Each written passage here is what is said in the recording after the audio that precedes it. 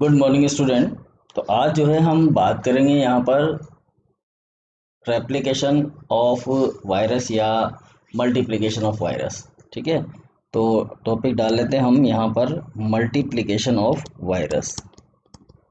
इसे आज हम डिटेल में बात करेंगे। पिछले वीडियो में जो है हमने बात की थी इसके बारे में, मल्टीप्लिकेशन ऑफ वायरस। ठीक है, इसके बारे में हम पिछले वीडियो में बात कर चुके हैं। अब इस वीडियो में हम इसकी डिटेल से बात करेंगे, डिटेल से जो है चर्चा करेंगे कि वायरस का जो मल्टीप्लिकेशन होता है वो किस प्रकार से होता है।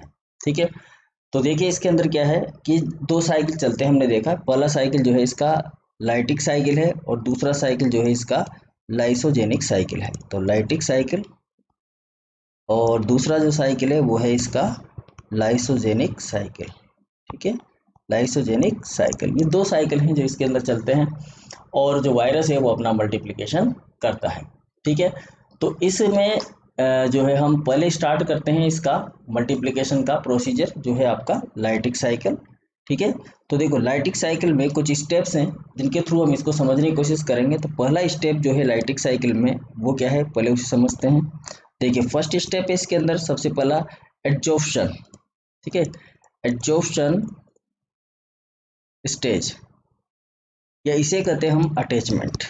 अटैचमेंट, देखिए यहाँ पर बहुत इंपॉर्टेंट दो क्वेश्चन जो है हमारे बन जाते हैं इस अटैचमेंट और एड्जॉर्प्शन स्टेज में। ठीक है, क्या क्या तरीके के किस तरीके से जो है अटैचमेंट होता है इसमें, देखिएगा। यहाँ पर जैसे कि मान लेते हैं कि ये आपका जो है वायरस है तो बैक्टीरिया है। ठीक है, और बैक्टीरिया के अंदर ये बैक्टीरियल डीएनए है। ठीक है, मल्टीप्लिकेशन क्योंकि जो वायरस है तो उसका किसके अंदर होगा, सेल के अंदर ही जो है मल्टीप्लिकेशन होगा, सेल के बाहर नहीं होगा। तो हम जो मल्टीप्लिकेशन पढ़ रहे हैं वायरस का, जो रेप्लिकेशन पढ़ेंगे हम वायरस का, वो किसके अंदर पढ़ेंगे, सेल के अंदर। और यहाँ पर हमने जो एग्जाम्पल लिया है वो बैक्टीरियोफेज का एग्जाम्पल है और वो बैक्टीरियोफेज जो है बैक्टीरिया के ऊपर अपना इन्फेक्शन करता है और फिर उसके अंदर अपना मल्टीप्लिकेशन करता है। उसका प्रोसीजर हम यहाँ पर सीख रहे हैं। ठीक है, तो इसमें हमने ले लिया है बैक्टीरिया। बैक्टीरिया आप समझ सकते हैं इकोलाई हो सकता है और कोई दूसरा टाइप का बैक्टीरिया होता है जिसके ऊपर जो फाज है वो अपना इन्फेक्शन कर सकती है। ठीक है, अब ये जो फेज है ये फेज हम यहाँ पर बना देते हैं, इसे दूसरे कलर से बना देते हैं। यहाँ पर ये फेज है। ठीक है, देखिएगा अब ये फेज जो है अटैचमेंट जो स्टेज होगी, सबसे पहले जो अटैचमेंट होता है वो होता है फाइबर का। जो टेल फाइबर है इसके, उन टेल फाइबर का अटैचमेंट होता है सबसे पहले। ठीक है, जो टेल फाइबर होंगे उन टेल फाइबर का अटैचमेंट होगा, जैसा कि डायग्राम में आप देख पा रहे होंगे। तो ये जो है टेल फाइबर सबसे पहले ये अटैच होते हैं इसके ऊपर, बाद में जो है इसका दूसरा सिस्टम काम करता है। ठीक है, अब यहाँ पर क्या है, जो अटैचमेंट है इसका, ये अटैचमेंट जो फाइबर का अटैचमेंट हुआ है, ये अटैचमेंट एक विशेष प्रकार के प्रोटीन और पॉलीसेकेराइड के आधार पर होता है। कि यहाँ पर जो बैक्टीरिया के अंदर पॉलीसेकेराइड, बैक्टीरिया की जो सेल वॉल है उस सेल वॉल में भी वही पॉलीसेकेराइड होना चाहिए जो कि वायरस के जो टेल फाइबर है उनके पास में हो, या बैक्टीरिया के पास भी वही पॉलीपेप्टाइड होना चाहिए या प्रोटीन होनी चाहिए जो वायरस के टेल फाइबर के नीचे लगी हुई हो, मतलब टेल फाइबर पे हो। जब जाकर अगर इन दोनों में समानता है तो ये सही तरीके से एफिनिटी शो करते हैं, मतलब बंधुता शो करते हैं, इनके अंदर एक बॉन्डिंग हो जाती है जिससे ये वायरस जो है अटैच हो जाता है इसके ऊपर। ठीक है, बात समझ में आई मेरी, कि अगर सेम सेम प्रकार की जैसे बैक्टीरियल सेल है तो बैक्टीरियल सेल के ऊपर भी वही प्रकार का पॉलीसेकेराइड या प्रोटीन होनी चाहिए जिस प्रकार की वायरल जो टेल फाइबर है उनके पास में है। तो ये क्या होंगे, आपस में एक दूसरे से कॉन्टेक्ट कर पाएंगे और इस तरह से ये जो अफिनिटी होगी ये म्यूचुअल अफिनिटी कहलाएगी। कैसी अफिनिटी कहलाएगी, म्यूचुअल। ठीक है, माने इन मतलब इन दोनों का, इसका वायरस का और बैक्टीरिया का दोनों का सेम सिस्टम होगा तो उसे कहेंगे हम म्यूचुअल एफिनिटी। क्या कहेंगे, म्यूचुअल एफिनिटी कहेंगे। ठीक है, सॉरी। और ये जो म्यूचुअल एफिनिटी है ये दोनों के कॉम्प्लीमेंट्री होने पर ही मिलेगी। मतलब ये सेगमेंट इसका बैक्टीरियल सेल वॉल का सेगमेंट और इस वायरल का सेगमेंट कैसा होना चाहिए, एक दूसरे का कॉम्प्लीमेंट्री होना चाहिए। क्या होना चाहिए, कॉम्प्लीमेंट्री होना चाहिए, दिख रहा है, कॉम्प्लीमेंट्री होना चाहिए। ठीक है, एक दूसरे का पूरक होना चाहिए, संपूरक होना चाहिए, तब जाकर ये दोनों चीजें जो है क्या करवाएंगे, अटैच कर पाएंगे।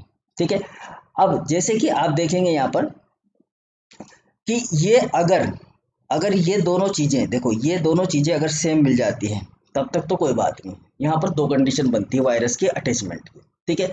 तब तो क्या होगा, वायरस अटैच हो जाएगा। अटैच होने के बाद में ये क्या करेगा, ये जो इसकी जो यहाँ पर जो प्लेट है, टेल प्लेट, क्या है यहाँ पर, टेल प्लेट है, ठीक है।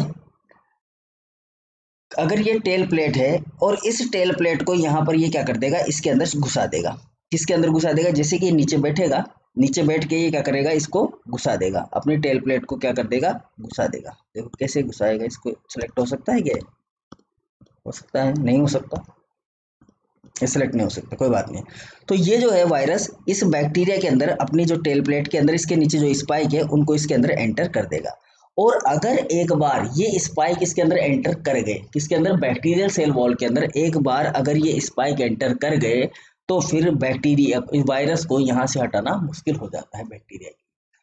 देखो एक बार फिर से ध्यान से समझना है कि जो प्रोटीन या पॉलीसेकेराइड बैक्टीरियल सेल वॉल के पास है, वही प्रोटीन और पॉलीसेकेराइड किसके पास होना चाहिए, टेल फाइबर के पास होना चाहिए, मतलब उसका कॉम्प्लीमेंट्री होना चाहिए। तब जाकर ये दोनों आपस में क्या कर पाएंगे, एफिनिटी शो कर पाएंगे।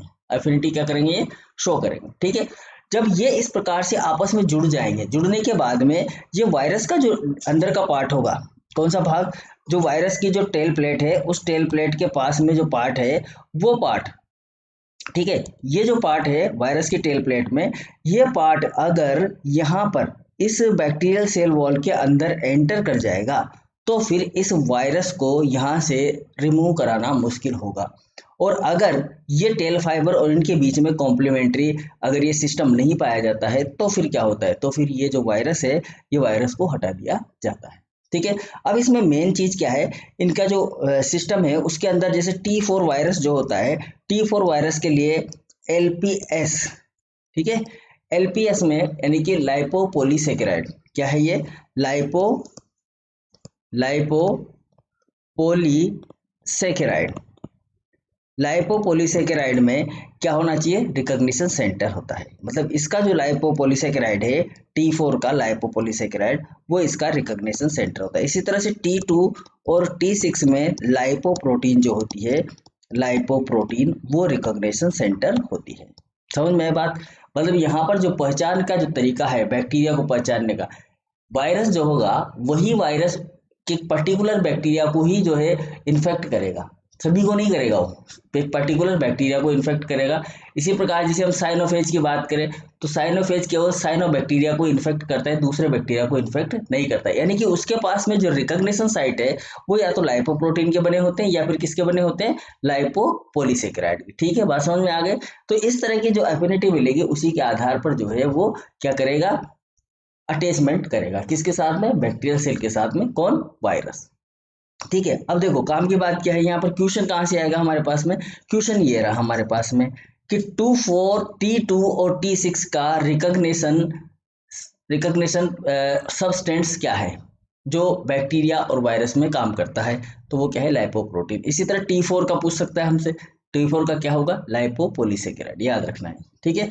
दूसरी बात हो गई, अब ये तो हो गया पहली चीज क्या होगी, एड्जॉर्प्शन हो गया, चिपक गए यहाँ पर, और चिपक कर जो है वो स्पाइक जो थे टेल फाइबर के नीचे, जो टेल के नीचे जो स्पाइक लगे हुए हैं, टेल प्लेट के नीचे इस तरह के जो स्पाइक लगे हुए हैं, उन्हें कहाँ घुसा दिया, इसने बैक्टीरिया की सेल वॉल के अंदर घुसा दिया है, ठीक है।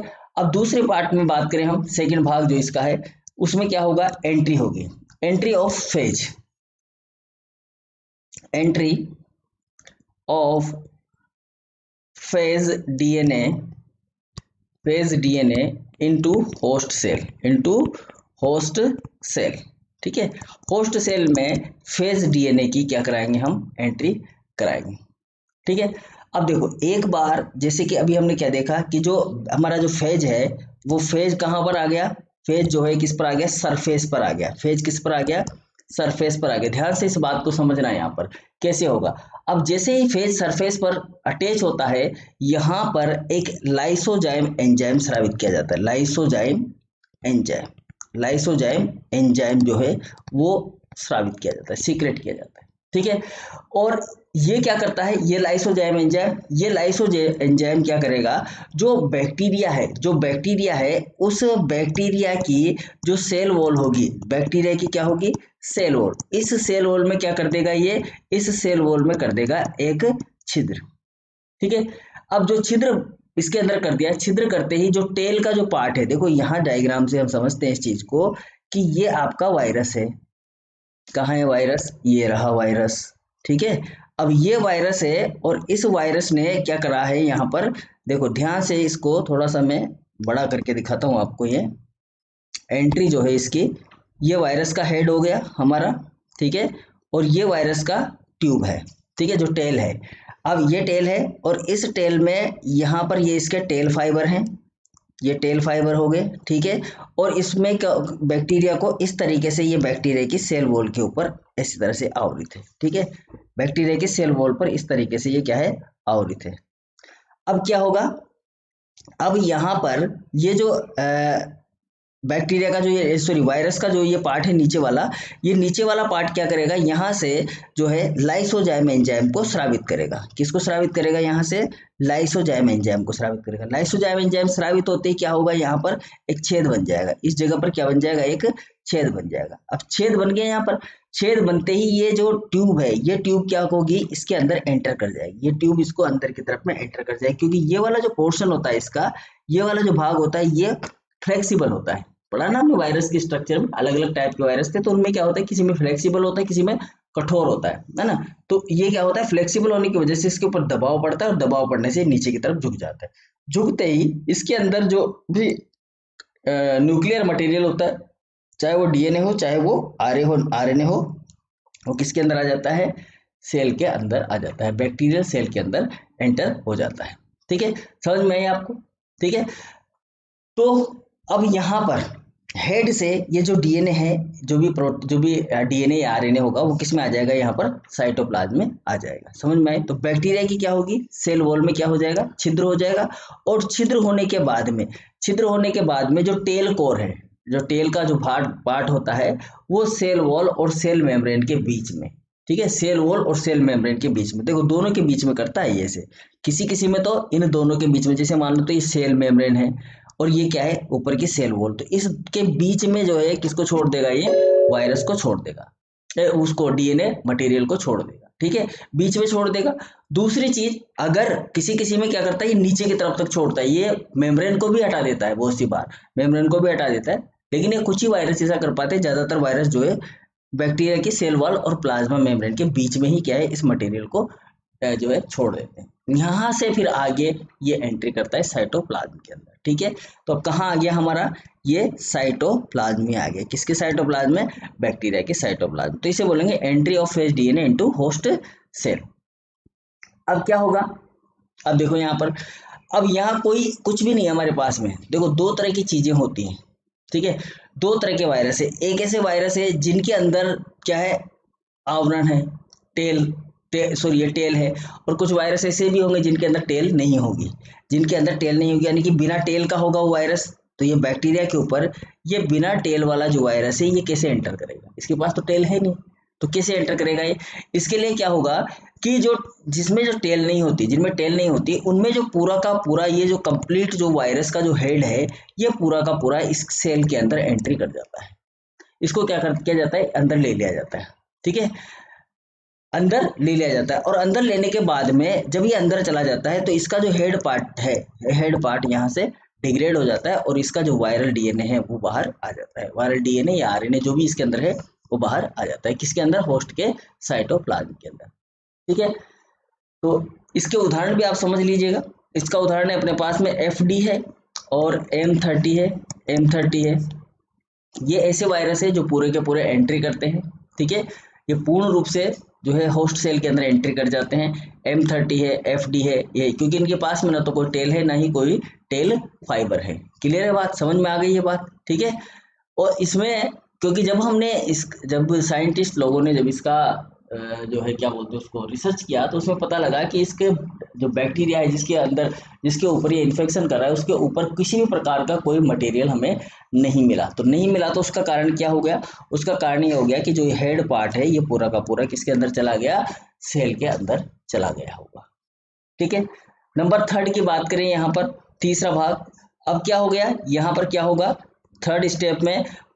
Conversion of host cell, conversion of host cell to phage producing cell. अब ये जो सेल होगी, जो सेल है हमारी, ये कन्वर्ट हो जाएगी किसके अंदर? फेज प्रोड्यूसिंग सेल के अंदर। ठीक है। तो यहाँ पर अब ये फेज पार्टिकल का प्रोडक्शन होगा। यहाँ पर आप कह सकते हो कि प्रोडक्शन ऑफ फाज पार्टिकल, फाज पार्टिकल। अब प्रोडक्शन करेंगे हम इसके अंदर, सेल के अंदर चला गया डीएनए। तो यहाँ पर क्या है, दो तरह के प्रोटीन का निर्माण होता है, दो तरह के फंक्शन होते हैं, एक होता है अर्ली फंक्शन और एक होता है लेट फंक्शन। दो तरह के फंक्शन किए जाते हैं इस वायरल डीएनए के द्वारा। ठीक है। हम यहाँ पर इसको डीएनए मान रहे हैं और डीएनए के थ्रू हम इसका अध्ययन कर रहे हैं। तो सबसे पहला जो फंक्शन होता है उसे कहते हैं हम अर्ली फंक्शन। ठीक है भाई, अर्ली फंक्शन। यहाँ तक की बात समझ में आ गई होगी। ठीक है, नहीं आई हो तो आप क्या करेंगे, आप जो है दोबारा से रिवाइज कर लेंगे, वीडियो को दोबारा से देख लेंगे अगर समझ में नहीं आता है तो पहले हम बात करें अर्ली फंक्शन की। इसमें क्या होगा, इसमें जो वायरल डीएनए है, ये वायरल डीएनए, चूंकि ये वायरल डीएनए कहाँ पर आ गया है, ये वायरल डीएनए आ गया है किसके अंदर? होस्ट सेल के अंदर। मान लेते हैं वायरल डीएनए है, वायरल डीएनए होस्ट सेल के अंदर आ गया, तो ये क्या कर लेता है, पूरी होस्ट सेल को कंट्रोल कर लेता है। कंट्रोल कर लेता है किसको? होस्ट सेल को। मैं यहाँ पर सीरीज भी बना रहा हूँ साथ के साथ ही, ताकि आपको जो है नोट्स टाइप आपको ये समझ में आता रहे, क्योंकि मैं डायग्राम बना के एक बार बता दूंगा तो फिर आपको ये समझ में नहीं आएगा, आप लिख नहीं पाओगे सारी चीज़ों को। तो मैं यहाँ लिख भी रहा हूँ तो आप उसको नोट भी करते जाइएगा साथ के साथ ही। तो ये क्या कर रहा है, वायरल डीएनए जो है ये कंट्रोल कर रहा है किसको? होस्ट सेल को। होस्ट सेल को, ये पूरी होस्ट सेल को क्या कर लेता है? कंट्रोल कर लेता है। और कंट्रोल करने के बाद में वायरल एमआरएनए का क्या करता है? सिंथेसिस करता है। क्योंकि यहाँ पर क्या बनानी है? वायरल प्रोटीन बनानी है, तो वायरल एमआरएनए का क्या कर लेता है? संश्लेषण कर लेता है। अब ये वायरल एमआरएनए से क्या क्या बनाता है देखिएगा यहाँ पर। अर्ली फंक्शन में कौन सी प्रोटीन या कौन से एंजाइम, कौन सी चीजें बनती है वायरस की? यहाँ से एक क्वेश्चन बनता है हमारा। तो क्या क्या बनाता है देखिएगा। ये बनाता है एंजाइम, एंजाइम बनाता है। सबसे पहले एंजाइम कौन सा बनाता है? न्यूक्लिएज एंजाइम, न्यूक्लिएज एंजाइम बनाता है। ठीक है। दूसरी चीज क्या बनाता है? ये दूसरी चीज बनाता है, इंपॉर्टेंट चीज जो है वो है DNA dependent RNA polymerase, DNA dependent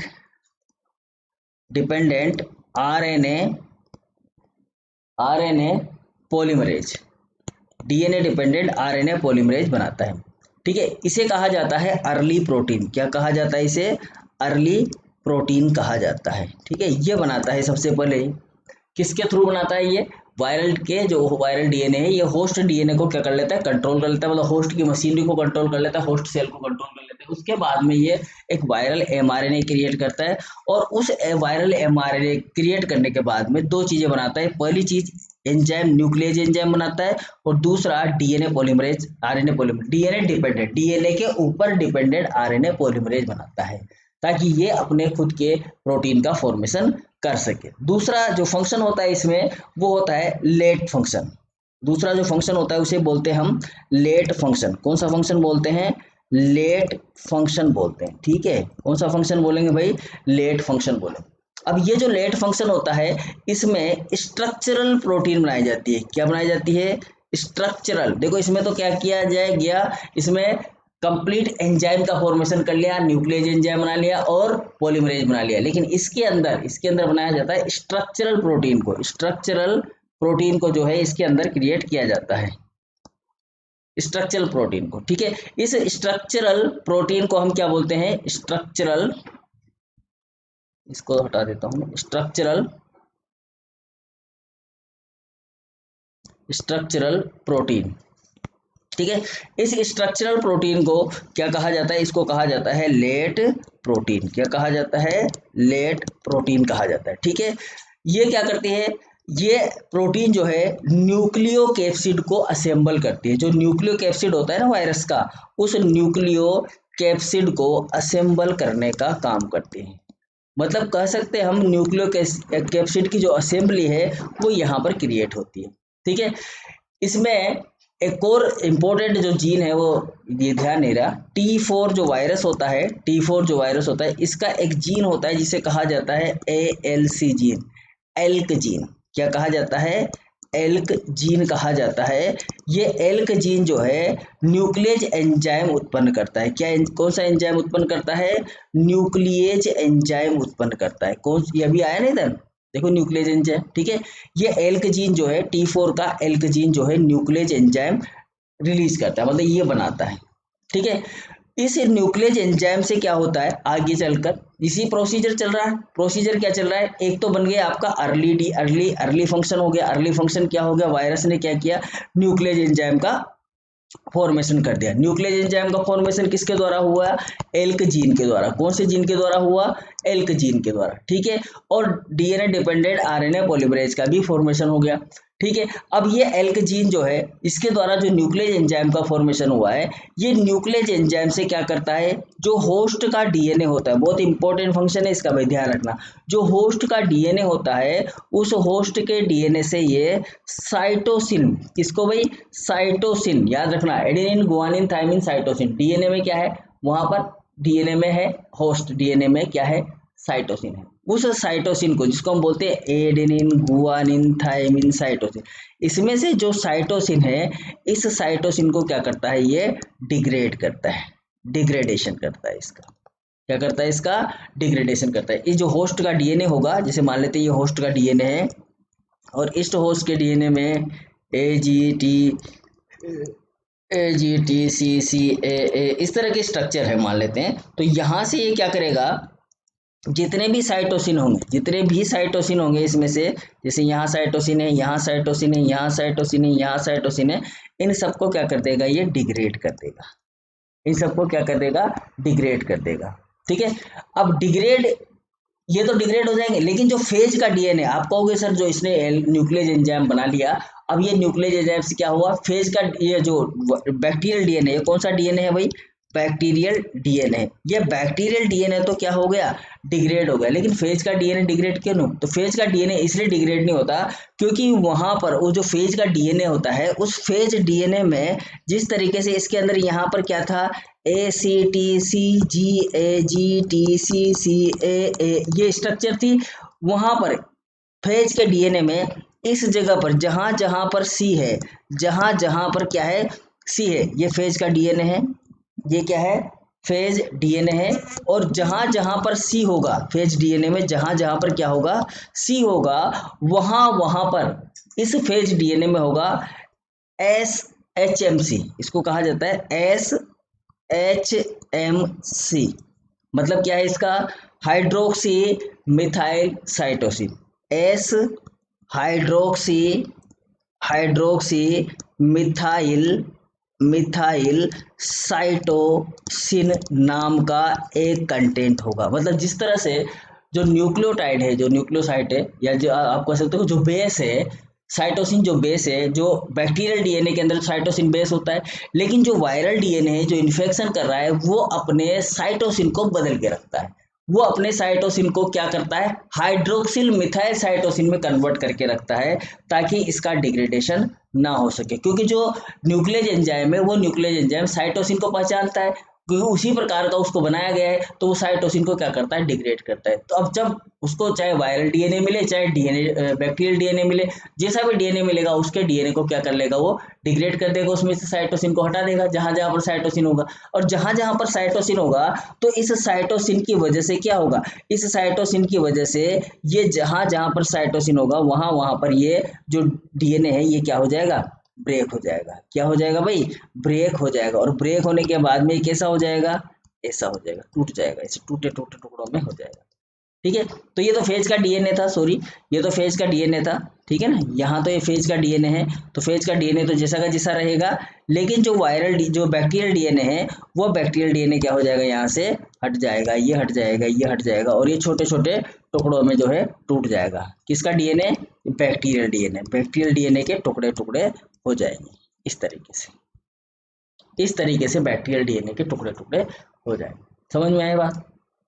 ठीक है, अब ये जो टुकड़े हुए हैं, ये टुकड़े में से जैसे यहाँ पर ये ए बच गया, यहाँ पर ये टी बच गया, यहाँ पर ये फिर ए बच गया, ऐसे कहीं पर जी भी बचेगा। तो ये टुकड़ों का इस्तेमाल वो क्या करेगा, खुद का डीएनए बनाने के लिए कर लेगा। जो वायरस होगा वो खुद का डीएनए बनाने के लिए इन टुकड़ों का क्या कर लेगा, इस्तेमाल कर लेगा। तो इस तरीका का प्रोसीजर होता है इसके अंदर।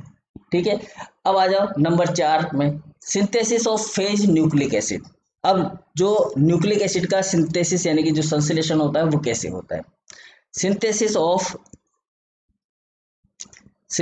Of phase nucleic acid, phase nucleic acid and protein.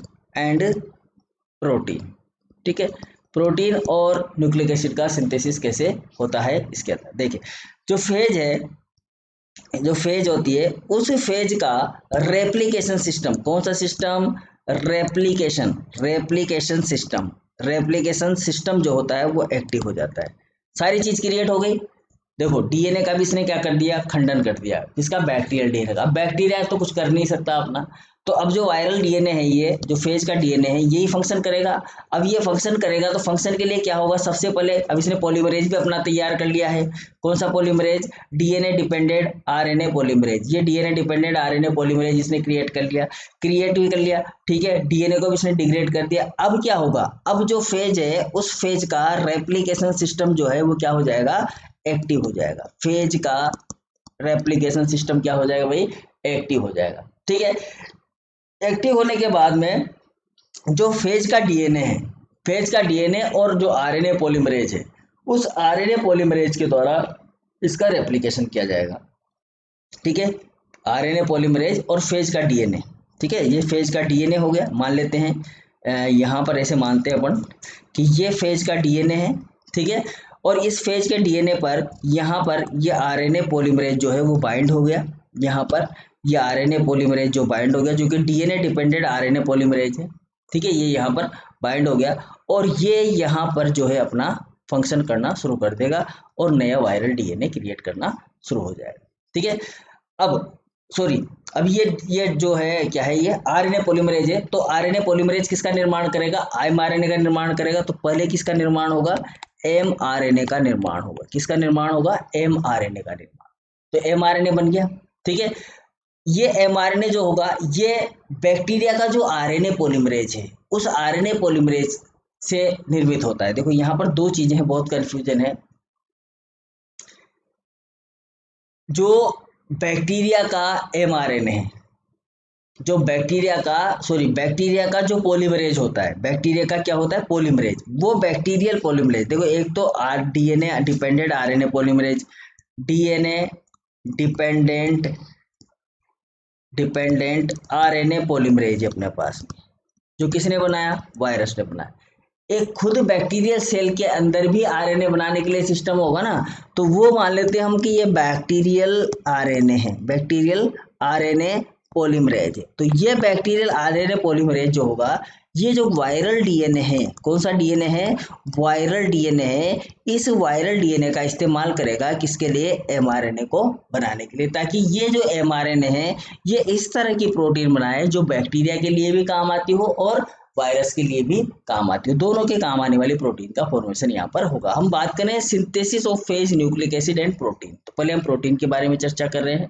ठीक है, अब डीएनए का रेप्लिकेशन जो होगा, वो डीएनए का रेप्लिकेशन यहाँ पर डीएनए डिपेंडेंट आरएनए पॉलीमरेज के द्वारा शुरू किया जाएगा और उसी से यहाँ पर डीएनए का रेप्लिकेशन होगा और आरएनए का रेप्लिकेशन होगा। डीएनए होगा तो डीएनए और आरएनए होगा तो आरएनए, दोनों चीजें यहाँ पर क्रिएट कर दी जाएंगी। ठीक है, अब डीएनए का जो सिंथेसिस होगा, इस डीएनए संश्लेषण के लिए जो बेस है, वो बेस कहाँ से आएंगे, वो बेस आएंगे किससे, आरएनए से। वो बेस कहाँ से आएंगे, जो होस्ट का डीएनए डिग्रेड हुआ था उससे ये ले लिया जाएगा। ठीक है, प्रोटीन सिंथेसिस जो होगा इसके अंदर, वो एमआरएनए के द्वारा होगा। एमआरएनए जो बन गया यहाँ पर, ये जो एमआरएनए बन गया, ये क्या करेगा, ये एमआरएनए बैक्टीरियल राइबोसोम का उपयोग करेगा। किसका उपयोग करेगा, बैक्टीरियल राइबोसोम का। और बैक्टीरियल राइबोसोम का उपयोग करके ये क्या बनाएगा, लेट प्रोटीन बनाएगा, जो कि हमने आगे बात कर चुके थे, जिसे हम क्या बोलते हैं, स्ट्रक्चरल प्रोटीन बोलते हैं। कौन सी प्रोटीन बोलते हैं, स्ट्रक्चरल प्रोटीन बोलते हैं। इस स्ट्रक्चरल प्रोटीन का क्या कर लेगा, ये यहाँ पर निर्माण कर लेगा। ठीक है। और लास्ट में जाते जाते ये सिंथेसाइज कर जाएगा लाइसोजाइम एंजाइम को। लास्ट में क्या करेगा, ये लाइसोजाइम एंजाइम को स्रावित कर देगा, लाइसोजाइम का सिंथेसिस कर देगा। ठीक है, लाइसोजाइम का सिंथेसिस। देखो पहले क्या किया इसने, पहले इसने किया, देखो यहाँ पर ध्यान रखना है हमें, सबसे पहले किस एंजाइम का स्रावित किया इसने, न्यूक्लियस एंजाइम।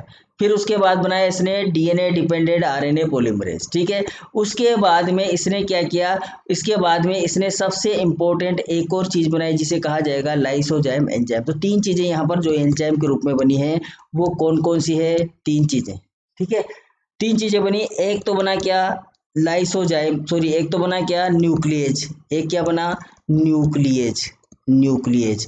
दूसरा क्या बना, दूसरा बना आपका आरएनए पॉलीमरेज, आरएनए पॉलीमरेज। तीसरी चीज क्या बनी, लाइसोजाइम। तीसरी चीज क्या बनी, लाइसोजाइम। ये दोनों चीजें जो बन रही है, ये दोनों चीजें तो वायरल डीएनए से बन रही है, और ये जो लाइसोजाइम है ये किससे बन रहा है, ये बैक्टीरियल राइबोसोम से बन रहा है। बैक्टीरियल राइबोसोम और बैक्टीरियल आरएनए से ही, bacterial polymerase, bacterial RNA polymerase से ही ये दो चीजें यहाँ पर बन रही है। इस चीज का आपको ध्यान रखना है। ठीक है, चलिए अब आ जाते हैं असेंबली ऑफ न्यू, न्यू जो फाज है उसका असेंबल कैसे होता है। तो फेज असेंबली कर लेते हैं, यहाँ पर हम लिख देते हैं वैसे फेज असेंबली। ठीक है, ये कैसे होगी, देखिए जो स्ट्रक्चरल प्रोटीन है इसकी, स्ट्रक्चरल प्रोटीन, स्ट्रक्चरल जो प्रोटीन है इसके पास में, उस स्ट्रक्चरल प्रोटीन को ये क्या करती है, ये सारी स्ट्रक्चरल प्रोटीन हो जाती है एकत्रित, एक जगह एकत्रित हो जाती है। एकत्र होकर ये क्या करती है, एक हेड और टेल का भाग बनाती है, हेड एंड टेल का फॉर्मेशन करती है। एकत्रित हो गई, इकट्ठा हो गई, और क्या बनाएगी, हेड और टेल बनाएगी, हेड और टेल का क्या कर लेगी, फॉर्मेशन करेगी। अब इसके अंदर जो डीएनए होगा, जो डीएनए बन गया है, डीएनए कंडेंस होगा, डीएनए क्या होगा, कंडेंस। ठीक है, कंडेंसन, कंडेंसेशन होगा इसका। ठीक है, कंडेंसेशन होने के बाद में ये हेड के अंदर एंटर करेगा, जो हेड बना है इस हेड के अंदर ये क्या चला जाएगा, हेड के अंदर चला जाएगा। अब देखो यहाँ पर ये हेड है और इस हेड के अंदर ये डीएनए चला गया, जितनी रिक्वायरमेंट होगी, जितनी रिक्वायरमेंट होगी उतना चला जाएगा, और जो बचा हुआ है वो यहाँ से कटकर अलग हो जाएगा, पूरा नहीं जाएगा। एक्स्ट्रा डीएनए क्या हो जाएगा, रिमूव हो जाएगा, एक्स्ट्रा डीएनए यहाँ पर क्या हो जाएगा भाई, रिमूव हो जाएगा। ठीक है ना, एक्स्ट्रा डीएनए रिमूव हो जाएगा। ठीक है, अब डीएनए जो इस हेड के साथ जुड़ गया, अब इस हेड के साथ जिसमें क्या है डीएनए है, इस हेड के साथ जिसमें क्या है डीएनए है, इसके साथ में यहाँ पर एक टेल भी जुड़ जाएगा। ठीक है, और बाद में टेल के साथ में टेल फाइबर जुड़ जाएंगे। ये प्रोसीजर ध्यान रखना है आपको, इस तरीके से होगा। ठीक है, बाद में इसके नीचे टेल फाइबर के साथ साथ बेस प्लेट भी यहाँ पर जुड़ जाएगी, और एक न्यू फेज जो है आपकी क्रिएट हो जाएगी। अब क्या होगा, इसका रिलीज करेंगे, तो रिलीज करने के लिए क्या होगा, देखिए आप रिलीज कर देते हैं इसको, रिलीज कर देते हैं। असेंबली की जो रिलीजिंग होगी, रिलीज कैसे होगा ये देखो, इसमें क्या होगा, जो लास्ट स्टेज में जो प्रोटीन जो संश्लेषण हुआ था, किसका हुआ था, लाइसोजाइम का संश्लेषण हुआ था। तो वहां पर जो लाइसोजाइम एंजाइम संश्लेषण होता है उसके साथ साथ एक और एंजाइम भी संश्लेषित होता है। ठीक है, देखो लाइसोजाइम तो इंपॉर्टेंट एंजाइम है, जनरली सभी में होता है, लेकिन कुछ में जो है एक और एंजाइम स्रावित होता है जिसे कहा जाता है होलिन एंजाइम। कौन सा एंजाइम कहा जाता है, होलिन एंजाइम। देखो रिलीज करना है हमें, तो सबसे पहले क्या होगा, प्रोटीन का संश्लेषण होगा। दोबारा से देख लेते हैं, प्रोटीन सिंथेसिस होगा। ठीक है, अब प्रोटीन सिंथेसिस होगा, इस प्रोटीन को हमने क्या कहा है, लेट प्रोटीन कहा है। कौन सी प्रोटीन कहा है भैया, लेट प्रोटीन कहा है। ठीक है, और ये जो लेट प्रोटीन होगी इसमें ये दो तरह के एंजाइम का फॉर्मेशन करेगी, दो तरह के एंजाइम यहाँ पर बनेंगे। एक एंजाइम जिसे कहा जाएगा होलिन एंजाइम, और दूसरा कौन सा है अपना, लाइसोजाइम एंजाइम। ध्यान रखना, तीसरे नंबर की कैटेगरी में आता है ये, है ना। तीन एंजाइम हमने गिने हैं। फर्स्ट एंजाइम जो है आपका न्यूक्लियस एंजाइम, दूसरा जो एंजाइम है वो है पॉलीमरेज एंजाइम, और तीसरा एंजाइम जो है वो लाइसोजाइम एंजाइम, और अब लास्ट एंड फाइनल जो है वो चौथा एंजाइम है जो लाइसोजाइम के जैसा ही है, लाइसोजाइम के साथ ही इसका प्रिपरेशन होता है जिसे कहा जाता है होलिन एंजाइम। देखो ये क्यों बनाया जाता है, ये इसलिए बनाया जाता है कि ये जो बैक्टीरिया है, ये जो बैक्टीरिया है, इस बैक्टीरिया के अंदर देखिएगा आप, ये बैक्टीरिया है और इस बैक्टीरिया के अंदर जो फेज है यहाँ पर, ये फेज इसके अंदर बन गए हैं। ठीक है, ये फेज इसके अंदर क्या हो गए, यहाँ पर बन गए हैं, ये फेज बन गए। अब जब फेज का बनने का जो काम है वो पूरा हो गया, पूरा होने के बाद में इस फेज को बाहर आना है, बाहर आना है, लाइटिक साइकिल को खत्म करना है हमें।